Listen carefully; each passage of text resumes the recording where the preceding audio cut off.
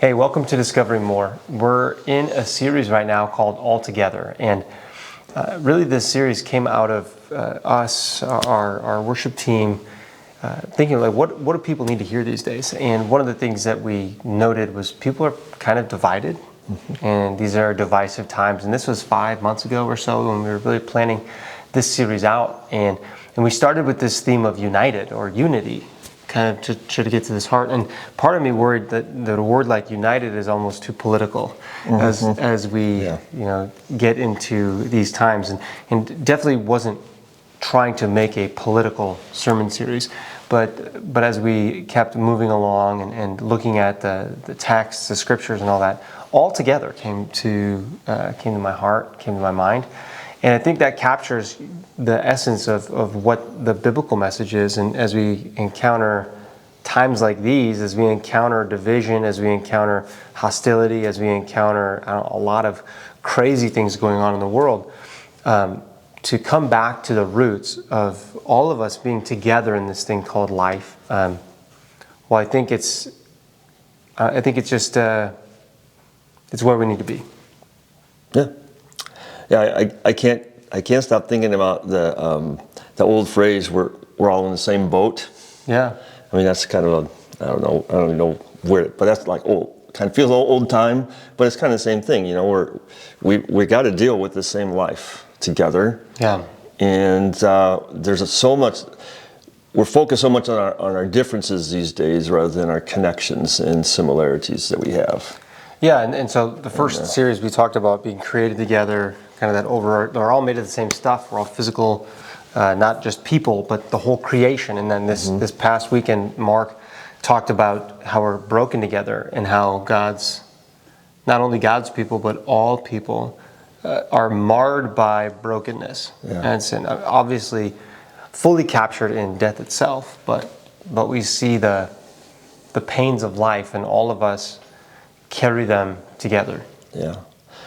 Yeah, and it's so easy for us though to focus on the brokenness of other people and say, "Oh, look at them! Look at how bad they are!" And if we could only get those people under control, to get them to get their act together. But when we really start to recognize the brokenness that we all share, is when we can really start to feel like we're all together, I think. Yeah, and another aspect of that is to say, "Well, look at how these people are breaking me." Yeah. You know, these people are causing my brokenness. Well, maybe to some degree, but at another level, all of us, that brokenness is buried deep within. And the classic Christian breakdown of brokenness is the flesh, the world, and the devil. Yeah. I think we might have talked about that before, but it's worth just sitting for a moment to say our flesh is broken, obviously heading toward death. Our world is broken. There are systems in place that are destructive to the good world that God has created, and we need to actively work to create positive, life-giving places in our world. And then the third is that there is spiritual evil out there looking to bring us down too. But in this message, really in this Discovering More, we're going to talk about what it looks like that we in our flesh carry this brokenness with us, and maybe the fact that the world has systems of brokenness kind of established as well. That's something that isn't really talked about a whole lot, at least in our Christian circles. This idea of systemic sin, where there's actually institutions that propagate sinfulness.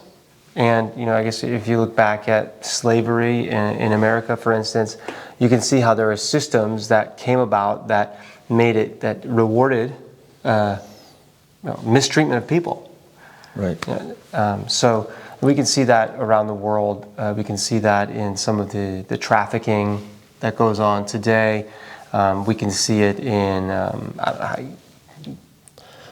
so many different arenas. Yeah. Well, and if you think about it, all these institutions are made up by human beings.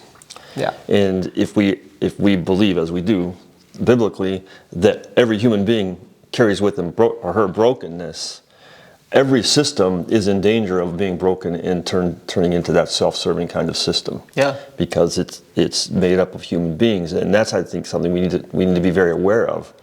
that's part of, in my mind, that's part of what makes that systems become that kind of, systemic evil, is because it's made up of people, and if they all start to feel like, hey, it is okay for us now to turn the system so it serves us or our kind of people or something like that.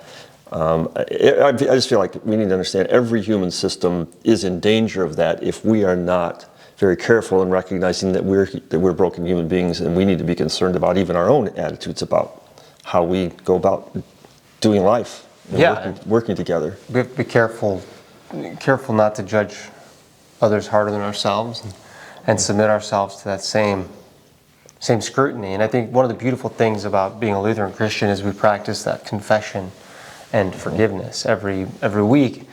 And it's a moment for us to say, yeah, I'm broken, I'm sinful, I have made mistakes, I have not done the good things I'm supposed to do, and I need something from outside of me to rescue me. Yeah. And it's not just those people who have never heard about Jesus or are outside the church who need confession. It's us too. Right. Leaders of the church, all of us, we're all held together in our brokenness. Yeah.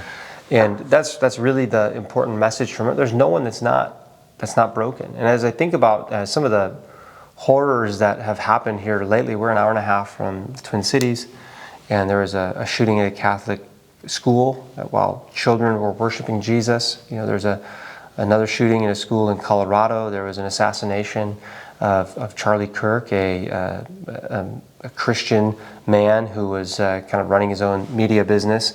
But as we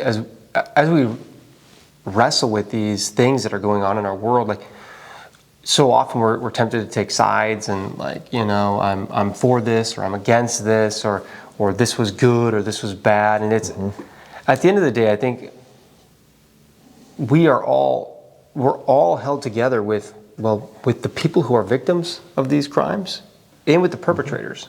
And was it Solzhenitsyn who said the line between good and evil cuts through the heart, cuts through the middle of every human heart? I mean, there's something along those lines. It's like how far removed are we from being the recipients of terrible things, being the perpetrators of terrible things? And we need to mourn. We need to mourn the shared brokenness that we have as humans. Yeah, and I think that's something that we tend to bypass in our response, rather than just mourning that what we see, particularly in these tragedies you just referred to. We're so quick to start placing blame and throwing our own darts and arrows at things and people. And so I would suggest that whenever we respond to these kind of things, we should check our response and say, is my response out of my own brokenness as well? Or am I responding in a way that is the way God would intend me to respond? And in mourning is, I think, like you said, that's a response that does bring us together. If we all just recognize this was bad, and it is a sad thing that we mourn this brokenness that we're all experiencing at this point. Yeah, it's not a platform to talk about what people should or shouldn't be able to say. It's not a platform to talk about gun rights per se. Right. We can have those conversations, but this is the tragedies that we face are not platforms for the agendas that we have. Right. That's just an outcropping of our own brokenness. To approach the loss of life with anything other than grief. And I think we bring that grief to God, right?